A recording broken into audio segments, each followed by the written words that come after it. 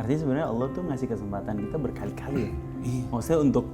Maksudnya kayak kita berbuat kesalahan sama Allah ditutup, ditunggu taubatnya, udah taubat lahir kembali. Iya. Berbuat kesalahan ditutup dulu, ditunggu taubat lahir kembali. Dan untung dikasih kesempatan terus ya. Iya. Enggak kayak kita manusia salah sekali oke dimaafin, 2 kali dimaafin, 3 kali tiada maaf bagimu. Bayangin kalau Allah gitu ke kita. Selesai. Selesai sih. Tiap hari bikin salah kita.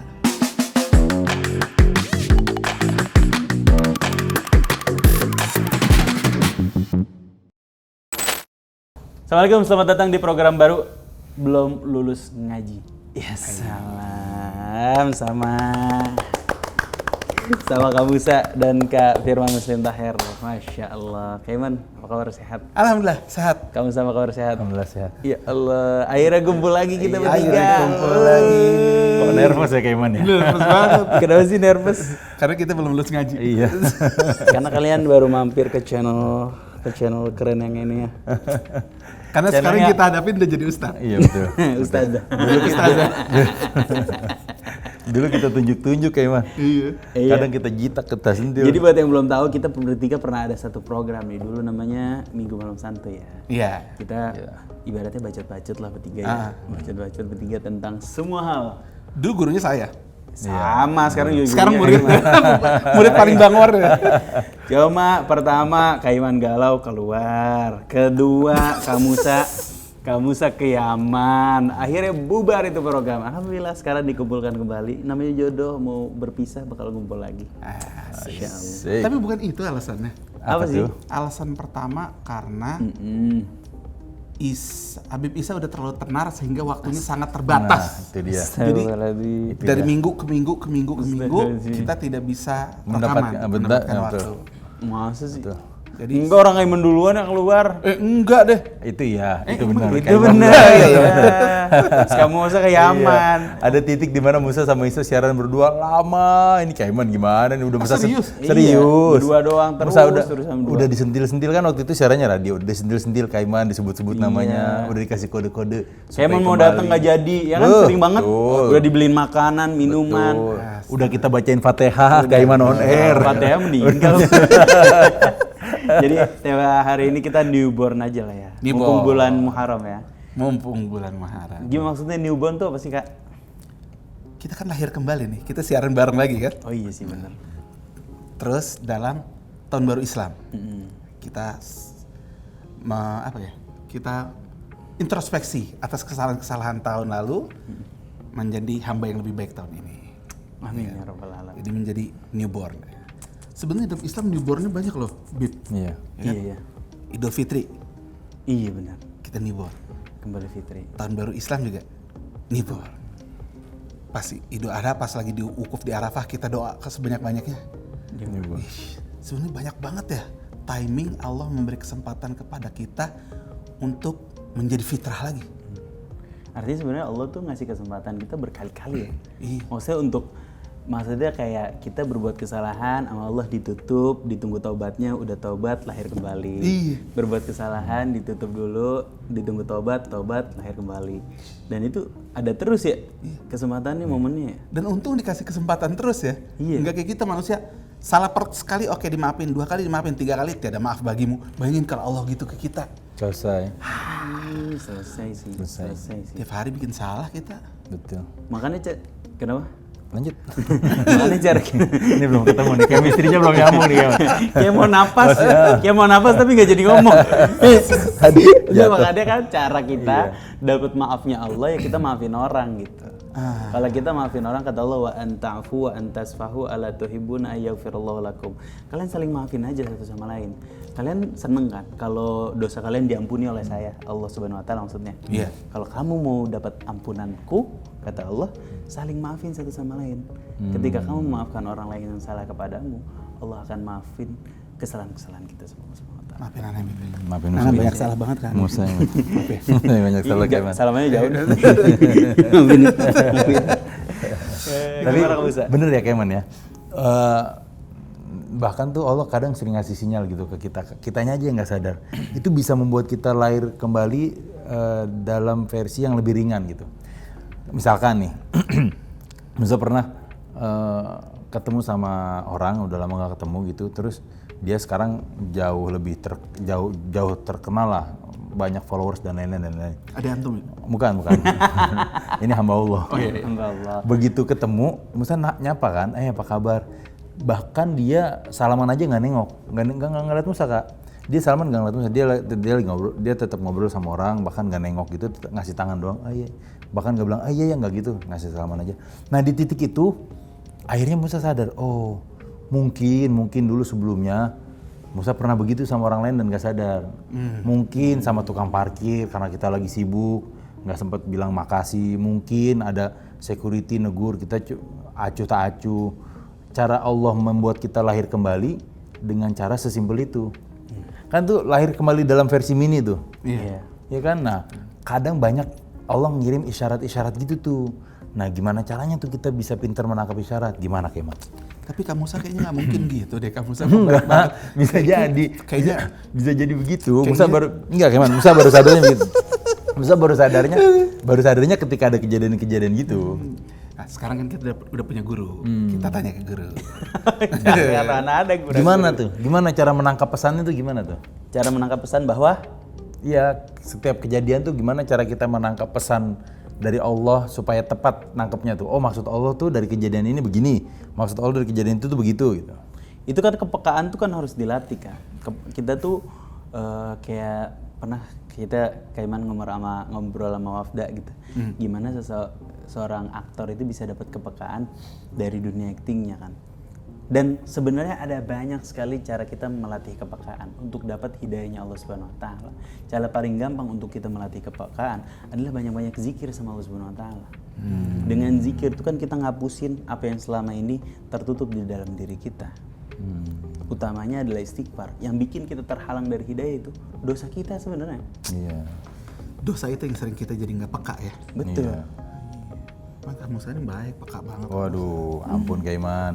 Karena bener juga, kan ada satu kejadian untuk dua orang yang sama, yang satu nangkep pesannya Baik. untuk memperbaiki diri, Hidayah. yang satu nangkep pesannya, Sial. ini orang kenapa gue hari ini sial banget ya? Iya. Atau ini orang kenapa jahat banget ke gue ya? Iya, jadi kayak merasa menderita terus ya. Terus betul, padahal kejadiannya sama, cuma kan pesan yang ditangkapnya berbeda. Iya benar. Mungkin itu Kaiman. Kita perlu banyak istighfar Kaiman. Istighfar. Astagfirullahaladzim. Istighfar. Ada lagi? Kadang apa sih? Enggak, lanjut. Ada lagi. Ada lagi. Ada satu orang. Dia nih waktu dulu kita bikin travel, dia nih agak tinggi Kaiman. Dia nggak mau ngomong sama dulu kita ada tim kita gitu, ada tim kita di marketing, nggak mau dia ngomong sama marketing, nggak mau, saya mau ngomongnya sama direkturnya langsung. Jadi dia maunya cuma ngomong sama direktur, jamahnya nih, nggak mau ngomong sama timnya, mungkin ngerasa nggak selevel, ngomong sama, dah tuh, terus berangkatlah umroh. Begitu sampai di Madinah, ketika dia lagi mau masuk ke Raudhah, tiba-tiba dia kedorong-dorong, terus ketindih, mungkin bukan ketindih, cuma kedorong sampai jatuh, terus mungkin sedikit keinjak dan lain-lain, hingga akhirnya dia ngerasa, kok Allah ngasih gue gini banget ya, kenapa gue di sini nggak dihargain banget gitu. Akhirnya dia cerita sama pembimbingnya, terus akhirnya dikasih, karena pembimbingnya udah tahu kejadian ini, dikasihlah pengertian, sepulang umroh berubah. Mungkin itu cara Allah ngebuat dia reborn kembali. Reborn sendiri, reborn lagi. Betul, sepulang umroh tuh ngalamin dia ramah ke semua tim travelnya ramah, napa duluan dan lain-lain, bertolak belakang jauh dari sebelum keberangkatan umroh. Jadi alhamdulillah ya, dia bisa berubah hanya dengan teguran kecil. Betul. Bayangin kalau orang udah dapet teguran gede yang menyakitkan nggak berubah-berubah. Itu takutnya termasuk golongan khatamullahu ala qulubihim. Udah Wa ala selesai. sam'ihim. Ya azab terbesar kan itu. Iya. Gimana ayatnya? Khatamallahu ala qulubihim wa ala sam'ihim ya ente ngetes salah. Jadi kayak setoran hafalan. Kan ada nggak hafal. Jus sama aja nggak hafal, bikin jus aku katanya salah gitu. Lanjut kan bagaimana Allah menutup ke pendengaran mereka, penglihatan mereka, dan Allah jadikan mereka terhalang dari hidayahnya Allah Subhanahu wa taala. Serem ya? Ya, serem. Ana jadi inget satu cerita nih, agak melenceng dikit ya, cuman reborn atau pembalasan yang baik. Kalau nggak salah di tahun 1900 34. Oke. Lama. Ada perempuan kaya di Argentina namanya Corina Kavanagh. Oh. Dia mau kawin dengan seorang yang kaya raya. Ini perempuan kaya raya juga. Tapi keluarga laki-laki ini bilang, kamu ini OKB, ibaratnya gitu. Kamu ini orang kaya baru, bukan darah biru. Kamu bukan keturunan keluarga kaya. Jadi kamu tidak bisa kawin dengan anak saya. Gimana tuh perasaannya kalau digituin? Sedih. Sedih ya, hancur. Kalau yang hancur depresi segala macam. Apa yang dilakukan dengan Corina Kavanagh ini? Gitu. Ini ke rumah keluarga yang tadinya calon suaminya. Rumahnya besar seperti istana. Dan keluarga ini saking kayanya sengaja bikin rumah ibadah agamanya di seberang rumahnya supaya orang tahu ini rumah ibadah keluarganya dia. Apa yang terjadi? Yang Corina Kavanagh lakukan? Dia beli tanah di tengah-tengah ini dua. Dia bikin bangunan setinggi 120 meter sampai menjadi bangunan tertinggi di Amerika Latin pada saat itu. Sehingga keluarga yang hina dia ini nggak bisa ngelihat Gerejanya. gereja bikinan dia. Saya balas tuh, makan tuh sombong gitu. Dan sampai sekarang itu menjadi jalan itu rumah. Jalanan itu, tempat itu bangunan berdiri bukan jalanan dari orang kaya yang turun-temurun ini. Tapi jalanan namanya Jalanan Corina Kavanagh. Oh, sampai sekarang masih ada tuh ya? Sampai sekarang masih ada. Ajib juga. Corina Kavanagh. Corina Kavanagh. Coba deh cek, kalau nggak salah benar namanya Corina Kavanagh di Argentina. Amerika Latin. Anjing. Ajib, cuma gara-gara nggak boleh kawin karena kamu OKB bukan dari darah biru. Damn. Sikat bleh. Jadi pembalasan terbaik dia pakai Iya. Dan orang lebih inget Corinanya. Corinanya dibandingin orang ini. darah biru Jadi tadi. kan emang sombong itu bahaya banget tuh. Betul, betul. Musa belajar banget tuh dari waktu petualangan 2 tahun kemarin. Akhirnya Petualangan apa nih? Biar Biar orang tahu. biar orang tahu bahwa Kamusa baru pulang dari Tarif. Iya belajar di sana, belajar kehidupan. Karena di sana Keman banyak orang-orang yang ingin merasakan terlahir kembali ketika pindah ke sana. Di Tarim kan ada orang-orang Amerika, orang London, orang Eropa, Belanda, banyak semua negara. Ada 60 negara atau berapa negara gitu ada tinggal di situ. Bahkan Afrika. Afrika, Somalia, oh banyak deh. Mereka rata-rata yang mau ke situ tuh karena pengen itu terlahir kembali. Kenapa? Karena di sana tuh dari masyarakatnya kita belajar bahwa kehidupan tuh nggak melulu tentang materi, nggak melulu tentang kekuasaan, nggak melulu tentang uang yang banyak, jabatan dan lain-lain. Orang-orang Tarim kan sederhana banget Keman. Kita mati lampu setiap hari 6 jam sekali, kadang 4 jam sekali kalau musim panas.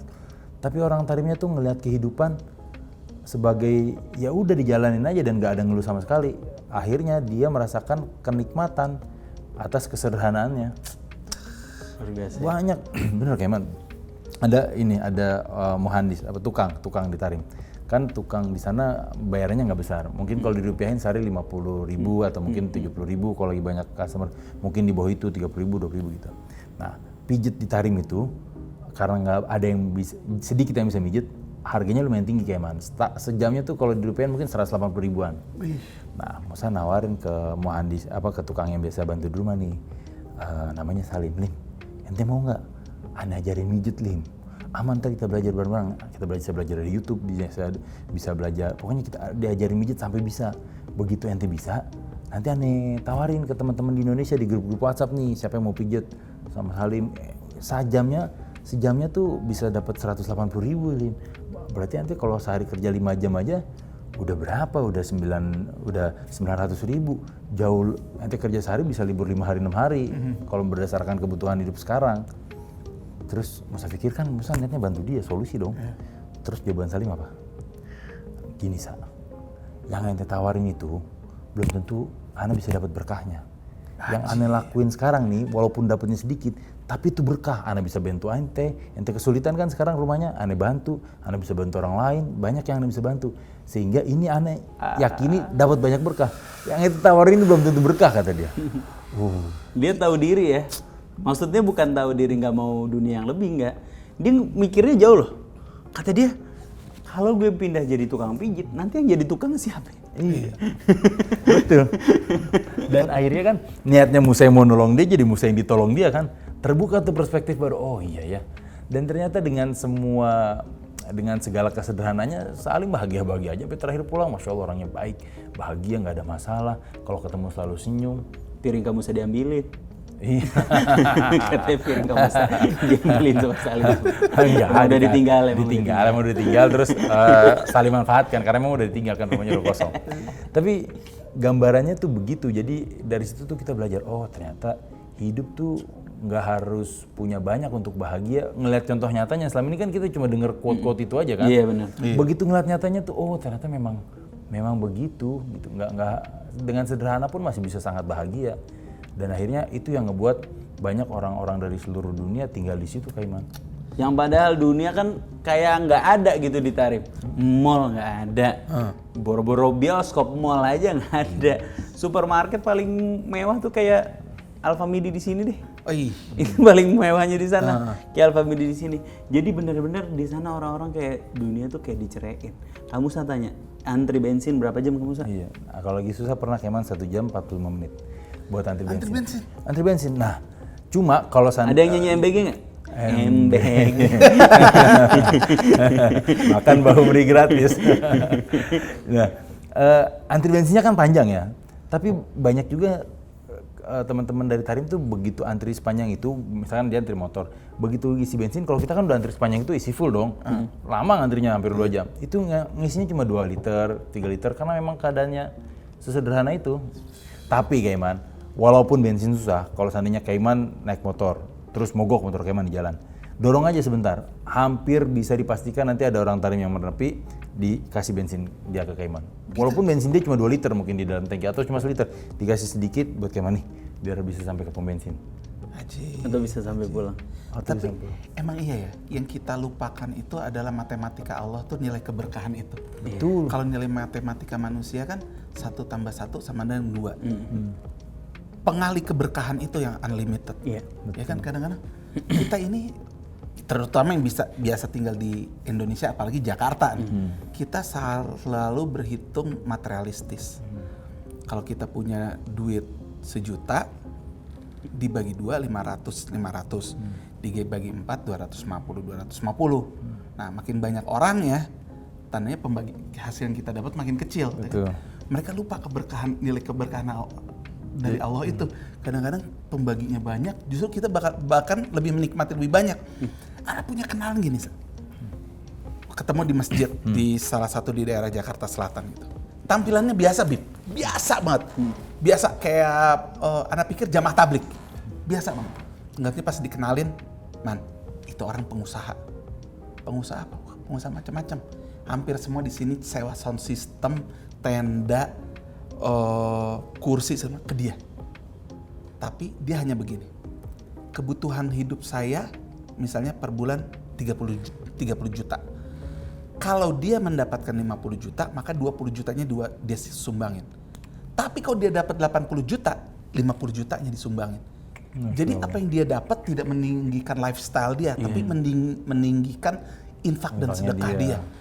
Orangnya happy aja terus santai ya. Ada orang yang pinjam duit ke dia, kabur. Pak, nggak dikejar Pak, biarin, saya juga masih santai kok, dia ngambil duit saya masih tetap terpenuhi kehidupan saya. Dia kasihan justru jadi kehilangan teman. Jadi kehilangan teman baik kayak dia. Iya. Dan itu kehilangan terberat lah ya. Berat. Padahal kalau mungkin dia nggak kabur cerita apa nyicil pelan-pelan, judulnya beda lagi. Ini kabur gitu. Dan dia digituin jadi makin berkah, makin sukses, Beb. Tapi tetap lifestyle-nya begitu. Kalau antum nih kumpul nih, kapan kita kumpul ke tempat itu, Ana bilang, mana yang Ana ceritain? Pasti tebakan antum salah. Itu Kak, itu definisi orang yang meninggalkan dunia mengejar-ngejar dia. Ada satu guru kita, ini guru kita bertiga nih. Iya. Ada satu guru kita bertiga, bener-bener sama dunia dicerai Kak, tapi dunia ngejar-ngejar dia, ngejar-ngejar beliau. Ada bener-bener kayak rezeki tuh ke beliau berlomba-lomba supaya rezekinya ini masuknya ke beliau. Padahal beliaunya udah nggak mau. Jadi kalau dapat rezeki udah langsung dioper lagi, langsung dikasih lagi. Tapi semakin beliau gitu-gitu ngasih, semakin yang masuk juga besar. Karena kan kalau pernah dengar analogi gini, kalau keran kita kecil, maksudnya air yang kita keluarin kecil, itu kita nggak butuh keran besar. Akhirnya keran yang kita punya kecil. Tapi kalau air yang kita keluarin besar, keran kecil kan nggak muat. Kerannya dibesarin. Nah itulah keran rezeki dari Allah. Dulu ada yang analogiin rezeki gitu tuh. Masya Allah ya, Masya Allah. Tapi sebaliknya, kita juga bisa dapat nikmat yang besar, tapi dengan maksudnya rezeki, duit atau dunia yang besar, tapi dari dunia yang besar yang kita dapat, kita cuma dapat rezeki sedikit dari situ. Artinya dari dunia yang kita punya, nggak semuanya bisa kita nikmatin. Udah gitu ketika kita memiliki itu jadi beban buat kita. Itulah yang dinamakan dengan istidraj. Saat kita dapat nikmat, saat kita dapat dunia, tapi kita nggak bisa menikmati dunia itu. Lebih parah lagi, saat kita dapat dunia, kita nggak bisa menggunakan dunia itu buat beribadah kepada Allah Subhanahu Wa Taala. Jauh lebih parah lagi, saat kita dapat dunia, kita menggunakan dunia itu buat menjauh dari Allah Subhanahu Wa Taala. Itulah namanya istidraj. Jadi ketika idza ra'aitallahu yu'til 'abda wa huwa 'ala ma'asihi, ketika kamu lihat Allah Subhanahu wa taala memberikan kepada seorang hamba dalam kemaksiatannya, fa innama dzalika istidrajun lahu, maka itu adalah sebuah istidraj, enggak lain dan enggak bukan, itu hanya istidraj buat dia. Dunianya enggak akan menjadi nikmat buat dia. Dunianya mungkin menjadi atas nama dia, tapi dia enggak akan bisa nikmati dunia yang dia punya. Dan gak akan bisa menggunakan dunia yang dia punya karena dia ngambilnya dari cara yang haram, lewat cara yang menzolimi orang dan lain sebagainya.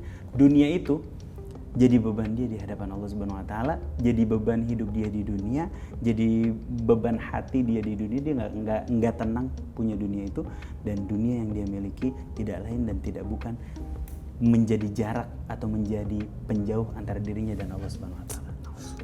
Tapi Anda ngelihat tuh Bib, yang Antum ceritain sepertinya ngelihat. Kalau kita lihat rumahnya megah, gede, banyak, semuanya di tempat yang mahal-mahal. Melihat postingan istrinya dari luar negeri ke luar negeri, dari shopping mall ke shopping mall, dari barang branded ke barang branded. Kan kalau hitungan materialistik manusia, enak banget sih dia hidup kayak gitu. Tapi ternyata ini orang kalau mau diajak ketemu di sini, jangan di tempat itu rame. Ketemu di sini nolak. Jadi dia nyari selalu pertemuan di tempat yang tertutup, jam-jam orang rame udah nggak ada. Jadi dia akan menghindari jam-jam rame tuh. Ketemuan di mall tuh dia akan hindari. Kenapa dia menghindari itu? Seperti yang Habib Isa dia ceritain, gelisah mungkin karena harta yang dia dapat dari menzolimi orang, ngambil hak orang lain. Padahal dia tahu itu salah, itu dosa. Akhirnya dia gelisah gitu ya menikmati hartanya tuh kayak ada sesuatu yang karena pergi ke sini, wah ada orang yang memusuhi dia, pergi ini udah ada gangguan lagi segala macam. Padahal kalau secara kasat mata kita, enak banget sih hidupnya dia. Sampai misalnya begini, itu orang kok zolim tapi hidupnya enak banget ya, bisa bermewah-mewahan apa yang dia mau punya. Kita mau gini kok susah banget. Ternyata mungkin seperti yang Habib bisa bilang, latihannya nggak bisa, nggak merdeka dia. Nggak merdeka. Makanya nggak usah korupsi, minjem duit aja. Kalau kita minjem duit dari orang lain, apakah kita tega untuk ngupload lagi makan makanan mewah? Sahih. korban nih, Kaiman nih korban. Gak usah lagi makan mewah, lagi jalan-jalan aja deh. Kita lagi jalan-jalan, dalam posisi kita lagi utang sama orang, kita bakal malu. Gak enak. Bagaimana dengan yang haram tuh Kak? Makanya sebaik-baiknya nikmat kata Allah Subhanahu Wa Taala di dalam surat Ad-Duha, wala saufa yu'tika rabbuka fatarda. Allah tuh bakal kasih kamu nikmat yang kamu ridho nerimanya. Kenapa? Karena Allah ridho memberikannya. Ya Allah saya ridho, ya Allah dikasih 100 miliar ya Allah. Ridho beneran. Boleh gak gitu? Syaratnya dari awal ayat, wadduha wal-laili idza saja ma wadda'aka rabbuka wa ma qala walal akhiratu khairul laka minal ula. Jadi Allah bersumpah dulu dengan makhluk-makhluknya yang agung, waktu duha, waktu malam. Allah setelah bersumpah dengan makhluk-makhluknya yang agung, Allah Subhanahu Wa Taala ngasih tahu, seberat apapun ujian yang kita terima, Allah tuh nggak ninggalin kita dan nggak membenci kita. Kenapa? Karena di balik beratnya ujian tersebut, wala saufa yu'tika rabbuka fatarda. Allah kasih nikmat kita, nikmat yang kita ridho menerimanya, karena Allah ridho memberikannya. Alam yajidika yatiman Allah kasih analogi gitu. Bukannya dulu kamu itu anak yatim, kemudian Allah Subhanahu wa taala berikan keluarga, berikan ayah, berikan ibu, berikan keluarga kita yang menaungi kita. Kita lahir dalam kesendirian. Wa wajadaka dhallan fahada. Kita tuh orang yang bingung, lahir ke dunia kita bingung ngelihat dunia, nggak bisa jalan, nggak bisa ngomong, makan masih disuapin, beol masih dicebokin, gitu dan lain sebagainya. Kemudian Allah Subhanahu wa taala urus kita dari kita kecil. Wa wajadaka ailan faghna. Kita lahir dalam ketelanjangan, nggak punya apa-apa, kemudian Allah cukupin. Fa ammal yatima fala taqhar. Terhadap anak yatim gak usah bentak deh. Wa ammas saila fala tanhar. Terhadap orang yang minta-minta sama kamu gak harus ngasih kok.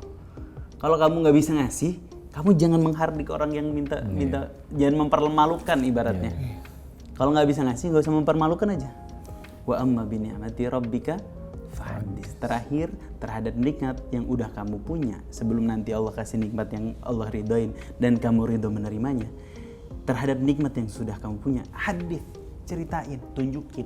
Oh boleh ya kita menceritakan apa yang kita terima? Boleh. Hadis tuh kayak kita menunjukkan alangkah baiknya Allah Subhanahu wa taala. Oh, menunjukkan syukur. Oh, kadang-kadang kan gini. Menunjukkan rasa syukur. Ada yang bilang, udah kalau dapat apa-apa jangan Diem. Jangan nggak usah dipamerin. cerita-cerita. Yeah. Nanti ada yang hasut, ada apa? Ain apa atau segala macam. Padahal kan kita kadang-kadang maksud cerita kita, ya Allah baik banget ya. Kita yang ibadah yang standar-standar aja, kita doainnya Allah kasih. Kadang-kadang kan pengen Bener, cerita gitu, kayak gitu. supaya orang termotivasi juga. Iya, Allah baik ya. Betul. Pengen menularkan itunya. Kayaknya untuk hal itu, Kak Iman, ceritanya harus langsung. Karena kalau ceritanya lewat media sosial, ada banyak persepsi. Kita nggak tahu kan, yang ngelihat tuh mungkin kalau misalkan Kak Iman cerita begitu, ceritanya ke Musa. Kak Iman tahu Musa akan menangkap bahwa, oh Kak Iman bersyukur sekarang. Tapi kalau Kak Iman cerita itu di media sosial, ada si Fulan yang ngeliat, si Iman sombong banget nih sekarang nih. Flexing nih. Flexing nih. Gitu. Jadi niat Kak Iman bagus, cuma memang media penyampaiannya harus tepat kayaknya. Betul, media sosial emang kacau. Tapi sebenarnya lebih dalam tuh kayak kita tuh jadi hamba Allah yang beriman, maksudnya jadi orang muslim, jangan nunjukin susahnya mulu di hadapan orang. Sahih. Jangan nunjukin kasihannya mulu di hadapan orang. Tunjukin bahwa alangkah nikmatnya jadi orang beriman. Alangkah nikmatnya kita bisa sholat duha. Alangkah nikmatnya kita bisa sholat jamaah di masjid. Alangkah nikmatnya kita bisa ikut pengajian. Wa amma bi ni'matika rabbika fahaddits. Nikmat-nikmat yang kayak gitu pamerin dong. Iya. Jangan cuma harta doang. Iya. Ana pernah dapat nasihat dari Abah Ana dulu. Jadi kan Abah Ana tuh merantau dari Sumatera Barat ke Jakarta, sempat jadi kuli pikul segala macam. Oh iya? Ya sempat. Tuh jadi kuli pikul di Senen segala macam. Abah Ana sempat nasihatin Ana ya, Ana inget gini. Selama orang mikir kita bos, bahasa simpelnya, insya Allah kita bakal banyak duit jadi bos, kata Abah. Biar makan pakai kuah doang, yang penting bisa neraktir orang, itu nikmatnya berbeda. Daripada makan sendiri dengan laut lengkap. Masya Allah ya. Walaupun ente makan, walaupun Iman makan nasi, kuah, sayur gitu, neraktir orang. Dan kan orang bakal mikir, wih bos nih neraktir orang. Padahal begitu. Prasangka orang itu, prasangka baik orang ke kita, insya Allah akan jadi sesuatu yang seperti yang disangkakan. Wow gitu ya. Dan jangan pernah ngeliatin rasa susah kita ke orang. Cukup ke Allah. Pokoknya orang lain taunya kita happy terus. Terus sisanya kita kayak sound-sound viral. Ya Allah, aku difitnah kaya ya Allah. Kabulkanlah ya Allah.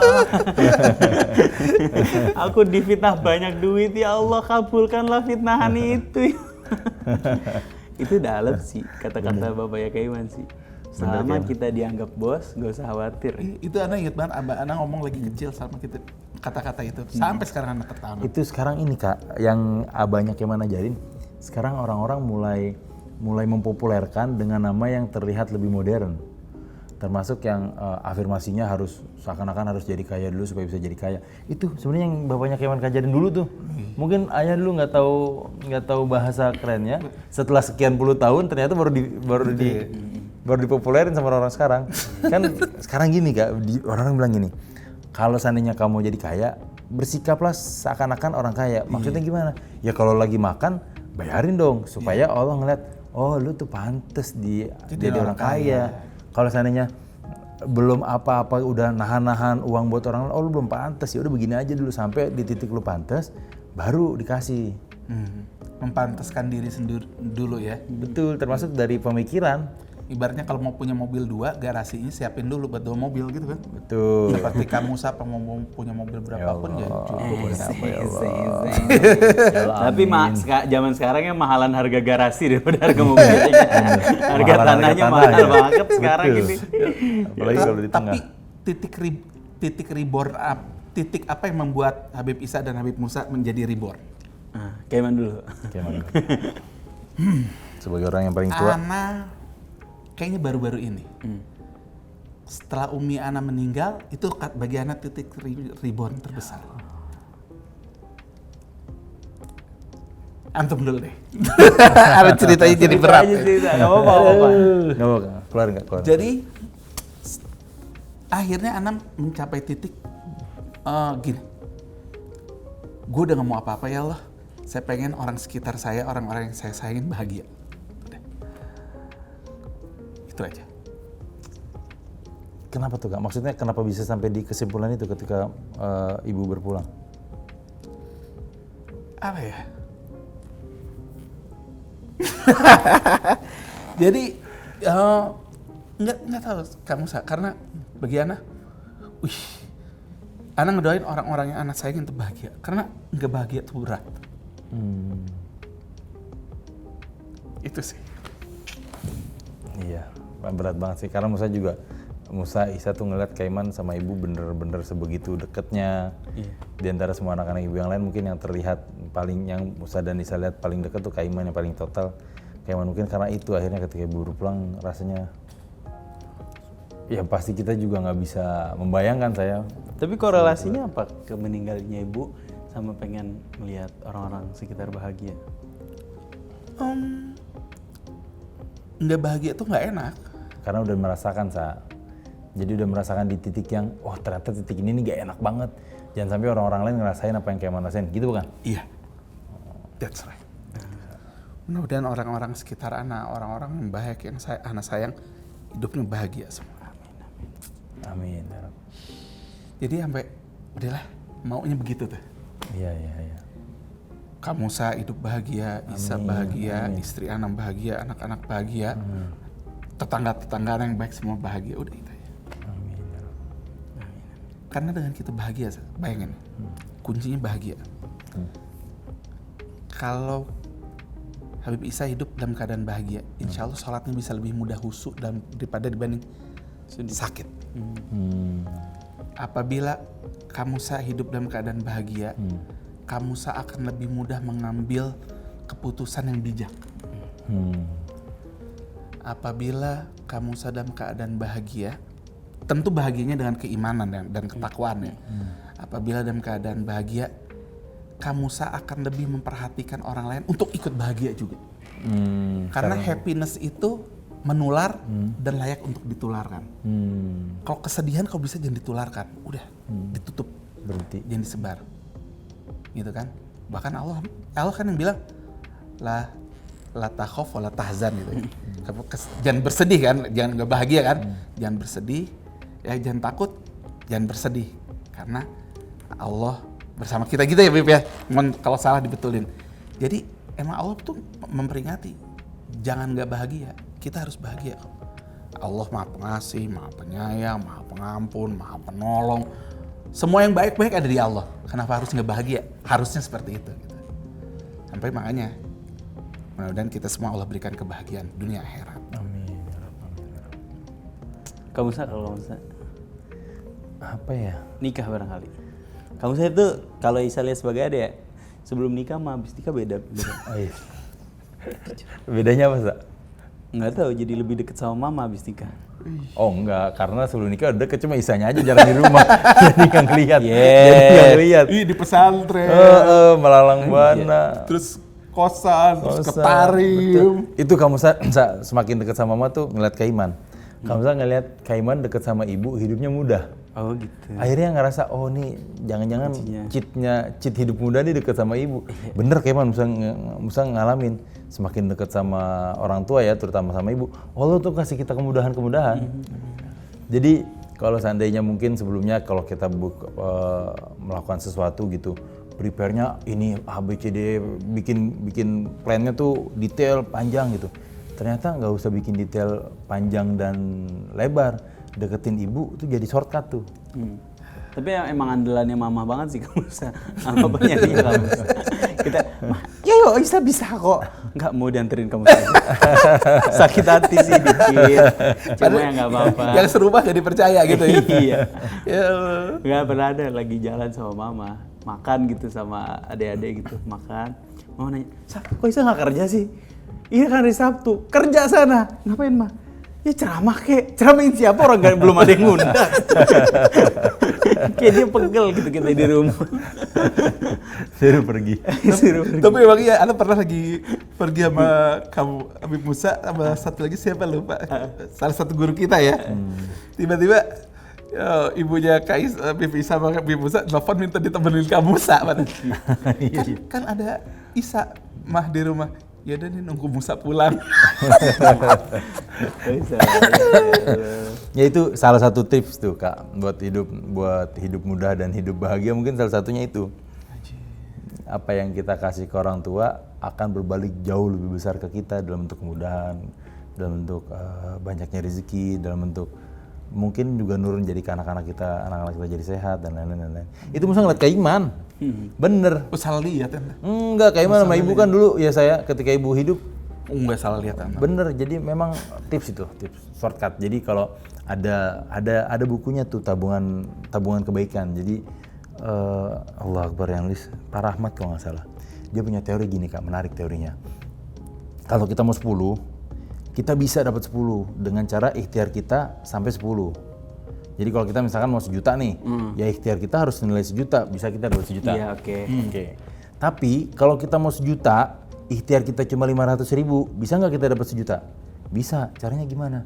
Caranya cari faktor pengali. Nah, faktor pengalinya itu tabungan kebaikan. Jadi ikhtiarnya dikit tapi dapatnya banyak. Ya udah, cari tabungan kebaikan, nanti akan dapat tuh angka yang kita inginkan walaupun ikhtiarnya cuma setengah. Nah, ternyata tabungan kebaikan terbesar itu adalah bakti sama orang tua. Lebih detail lagi, bakti sama ibu kalau lebih mengerucut. Ada juga selain ibu juga istri. Kalau istrinya satu ya, paling banyak kali ya. Nah, nggak berani jawab. Ini channel baru. Tolong dong channel baru nih guys. Oh udah main ke situ. Jangan. Kalau bisa, gimana ada niat emang? Nggak akan berani udah. Tapi kalau Isa ya, newborn tuh momennya tiap kali. Isa ngerasa tiap kali lagi berjarak sama Al-Quran karena kesibukan. Kayaknya ada sesuatu yang bikin mumet, bahkan sesuatu yang kecil gitu, kayak nggak bisa ditangani. Tapi begitu balik lagi ke Quran, baca Al-Quran lagi, itu bahkan hal besar aja bisa kita lewatin dengan mudah. Jadi newborn versi pribadi Isa adalah saat kita balik lagi sama Al-Quranul Karim, karena itu janji Nabi Muhammad SAW kan. Ma in tamassaktum bihima lan tadillu min ba'di abada. Kalau kita berpegang teguh pada Al-Quranul Karim salah satunya, kita nggak akan tersesat selama-lamanya sesulit apapun yang kita hadapi dalam hidup. Ya kadang-kadang kita tuh terlalu mengandalkan usaha kita ya. Padahal kita lahir aja nggak bisa lahir sendiri kan, nggak bisa. Yes. Gitu. Ya kan, butuh bantuan orang gitu kan. Tapi ngerasa kita nih berhasil karena usaha kita. Ya enggak sih. Kita masih bangun tidur melek aja karena Allah bantu, ya nggak? Benar. Anak kan pernah lumpuh, Anak pernah lumpuh, Bib. Jadi anak tahu pas melek, bayangin, sholat subuh, abis itu ketiduran, bayangin, sholat subuh jam 5 kurang. Ini hari H lumpuh nih? Hari H, 17 Agustus, ingat Bang. Ketiduran, 5:30 udah gak bisa gerak. Cuman gara-gara, ketiduran klep, 5:30 banget udah gak bisa gerak. Tapi ngomong masih bisa? Gitu. Yang bisa gerak cuman ini. Aduh. Jari mana? Jari tengah? Bukan? Enggak, jari telunjuk. Jari telunjuk. Jari gupil. Jadi kita tuh, wah bener ya. Kalau Allah mau cabut. Selesai. Terus apa yang kita banggain dari kitanya ya? Iya. Ya Allah. Bener sih. Betul. Mungkin itu tuh momen akhirnya Kaiman newborn. Wah itu, anak banyak banget kalau gitu. Dia rebornnya banyak banget ya. Kali saking gini, nih orang banyak dosa aja nih. Jadi bikin reborn lagi. Alhamdulillah Allah masih sayang ya ke Ana ya. Itu berapa lama Kaiman lumpuh? Lama ya, Kak? Ana lumpuh lumayan lama sih. Lumayan lama. Udah nikah tuh Kaiman? Udah. Oh berarti kira luar biasa. Ana, makanya Ana nggak mungkin, Ana agak berat kawin lagi tuh karena salah satunya itu. Hidup seperti roller coaster ditemani oleh istri gitu, jadi berat. Anak-anak pengen ngomong gini, pas Ana pulang ke rumah sakit, karena Abdul nih, waktu kecil, waktu itu umur berapa ya? Masih kecil. Iya Abdul sampai lupa muka ayah kayak gimana. Oh karena saking lamanya di rumah sakit? Lama, Ana berapa bulan? Bulanan Kaiman? Bulanan. Oh. Bulan pertama di rumah sakit A, 9 hari nggak ada perubahan balik, pindah ke rumah, nggak tahu drop lagi, pindah ke rumah B, sakit B, pindah ke rumah sakit C, gitu. Apa hikmah terbesar Kaiman selain tadi ternyata nggak bisa apa-apa? Ada hikmah lain nggak yang Kaiman akhirnya, oh ternyata tuh begini? Hikmah lainnya, kalau Ana ngerasanya begini, pada saat sakit itu Ana ngerasa sampai titik begini. Ya Allah, ya udah, saya sadar mungkin ini teguran karena banyak yang salah saya. Akhirnya, yaudah, saya aturkan Ana minum obat seumur hidup, Beb. Karena lumpuh itu? Karena lumpuh itu Ana minum obat seumur hidup. Ana mau berhenti minum obat. Kalau emang Allah kasih panjang umur, Ana panjang umur sehat. Kalau mau diambil silakan ambil. Yang penting Ana mau tobat, mau deketin diri Allah. Masya Allah. Tapi masih sering bandel juga, Beb. Gitu masih sering bandel juga, Beb. Gimana dong Beb Isa caranya, Beb Isa supaya jadi soleh beneran kayak antum berdua nih, Masya Allah. Ya Allah. Masih jauh Kaiman. Mudah-mudahan deh. Mudah-mudahan Allah jaga kita terus Kaimannya. Ana pengen seperti antum Beb, bisa hafal Quran. Ana juga pengen. Saya juga cita-cita tuh Kaiman. Ana pengen ngafalin Quran lagi nih. Maksudnya pengen ngelancarin lagi nih, insyaallah. Ana santrin aja yuk. Semingguan bisa. Ana hafal 4 kul aja udah bangga. Kul. Tapi Kaiman ada ini, sekarang ada Quran hafal tanpa menghafal. Iya, jadi hafal tanpa menghafal. Jadi metode Qurannya namanya apa ya? Ada satu jenis Quran, nanti ditulis di subtitle. PR PR aja. Jadi di Quran itu Kak, dia itu di samping ayatnya ada kolom. Nanti satu halaman tuh sama dia dibagi jadi 8 kolom. Nah, satu kolom itu diulang, begitu ngulang checklist satu sampai diulang 40 kali. Itu begitu selesai 40 kali, insya Allah hafal. Jadi setelah kolom 1 baca kolom 2 40 kali, udah. Kadang sebelum 40 kali kita udah hafal, misalkan 20 kali udah. Terus part selanjutnya kolom 1 dan kolom 2 dibaca, checklist lagi. Nanti lanjut 3, 4, terus dibaca lagi 3, 4, terus nanti dari 1 sampai 4 dibaca, checklist dari kolom. Itu ngafal tanpa menghafal. Jadi kalau seandainya sehari bisa dapat setengah halaman aja, atau sehari 1/8 halaman deh, kalau misalkan kita kan udah nggak muda lagi nih. Sehari 1/8 halaman, berarti 8 hari dapat 1 halaman. Berarti kalau 8 hari dapat 1 halaman, 8 kali 20 berapa? 100 hari dapat 1 juz, 3 bulan sekali dapat 1 juz. Lumayan kan buat umur kita? Ada tuh nama Qurannya, nanti teman-teman ada di bawah sini. Anak waktu itu punya hafalin surat Ar-Rahman. Udah 1 sampai 10, alhamdulillah. Karena nggak baca 2 hari, udah cuma 1 sampai 2 doang hafal. Emang Al-Quran gitu, insya Allah. Karena kan umur kita. Tapi Allah ntar usahanya. Usaha kita ngapal Al-Quran. Selesai atau nggak selesai. Amin ya Rabb, amin. Cita-cita deh Kaiman kita nih, terutama kita yang masih jauh Kaiman, kalau Isa kan udah. Supaya kita nih di kuburan bisa juga baca Al-Quran daripada kita gabut di kuburan. Iya. Dalam kubur ditemenin sama Al-Quran. Karena kita di dunianya berdekatan dengan Al-Quran. Makasih Kaiman, makasih kamu. Terima kasih banyak atas diskusi tentang newborn hari ini. Mudah-mudahan istiqomah di programnya. Amin. Nah, pekan depan di kesempatan berikutnya kita pengen buka sesi tanya jawab buat para penonton atau pendengar. Silahkan komen aja di bawah atau nanti saya buka story-nya, taruh pertanyaan di kolom pertanyaannya. Insya Allah pertanyaan terpilih akan kita bacakan. Insya Allah. Assalamualaikum. Waalaikumsalam.